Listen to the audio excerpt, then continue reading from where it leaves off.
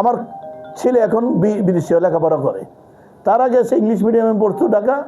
সে English মিডিয়ামগুলির Dhaka যেগুলি institute আছে সবগুলি ইনস্টিটিউটে বছরে 1-2 বার খেলা হইতো।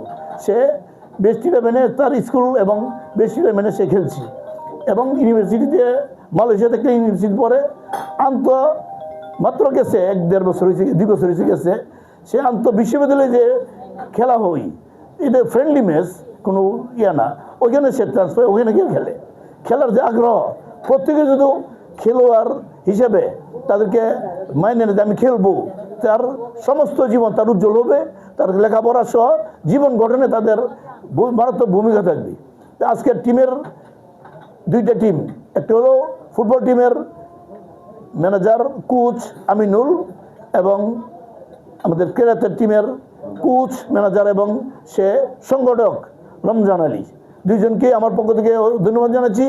এবং আজকের আয়োজন সহ টোটাল আয়োজনে ইউনু মহোদয় সহ সরকারি কর্মকর্তাদের মধ্যে জলি বেগম বা স্বপ্না বেগম সহ যারা সশরীরে তাদেরকে সহযোগিতা করছে, আশা দেওয়া করছে, তাদেরকে আবারও আমার পক্ষ থেকে ধন্যবাদ জানিয়ে আমি শেষ করলাম। ধন্যবাদ।